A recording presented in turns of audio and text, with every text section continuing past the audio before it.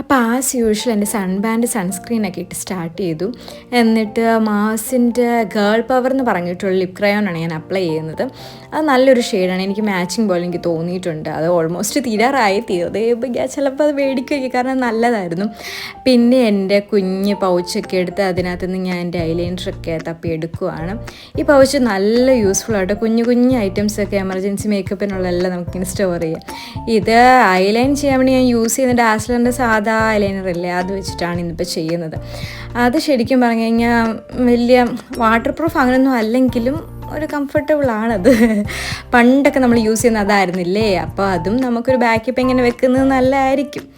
പിന്നെ എൻ്റെ hair tie ചെയ്യണം. ഹെയർ ഇപ്പോൾ അവിടെയല്ല ഇവിടെ ഇല്ലാത്ത അവസ്ഥയിലായത് കാരണം ഞാൻ ഇങ്ങനെ നോക്കുമായിരുന്നു. പിന്നെ ഇന്ന് ഞാൻ ഇട്ടേക്കുന്ന ഈ ഹുഡിയുടെ ഒക്കെ കൂടെ ഞാൻ ഓർത്തു ഇങ്ങനെ ചുമ്മാ രണ്ട് സൈഡിലേക്കും കെട്ടിയാലോ അത്. അപ്പോൾ ഞാൻ ഓർത്തു ഇങ്ങനെ പണ്ട് സ്കൂളിലൊക്കെ നമ്മൾ കെട്ടിക്കൊണ്ട് പോകത്തില്ല, അത് ഞാൻ ഇങ്ങനെ നോക്കുമായിരുന്നു. ഈ ഡ്രസ്സ് നല്ല കംഫർട്ടബിളായിട്ട് ലൂസ് ഫിറ്റ് ജീൻസും പിന്നെ ഒരു ആങ്കിൾ ലെങ്ത് പോലും ഇല്ലാത്ത ജീൻസും പിന്നെ ഹുഡിയുമാണ്. നല്ല ഓവർ സൈസ്ഡ്, അപ്പോൾ നല്ല കംഫർട്ടബിളായിരുന്നു. അങ്ങനെ ഹെയറൊക്കെ പെട്ടെന്ന് ടൈ ചെയ്തു. പിന്നെ എനിക്കിപ്പോൾ നല്ല ബേബി ഹെയർസ് ഇങ്ങനെ വരുന്നുണ്ട്, അപ്പോൾ അതെല്ലാം ഞാനിങ്ങനെ ക്ലിപ്പ് വെച്ചിട്ട് ഫുൾ ഒതുക്കി ഇങ്ങനെ വെക്കുമായിരുന്നു.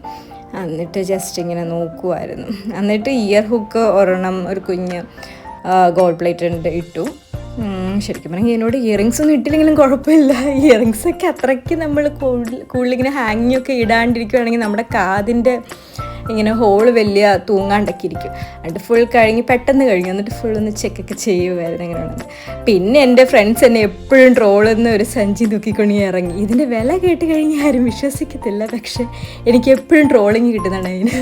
ഞങ്ങൾ പോണ്ടിച്ചേരി ട്രിപ്പ് പോയപ്പോൾ ഞാൻ അവിടെ നിന്ന് മേടിച്ചതായിരുന്നു, പക്ഷേ എനിക്ക് മാത്രം അറിയത്തുള്ളൂ. അപ്പോൾ എൻ്റെ കുഞ്ഞ് പൗച്ചും വാട്ടർ ബോട്ടിലൊക്കെ ഇട്ട് ഞാൻ ഫുൾ സെറ്റായി. ആ ബാഗിൽ ആക്ച്വലി നല്ല കപ്പാസിറ്റി ഉണ്ട് കേട്ടോ.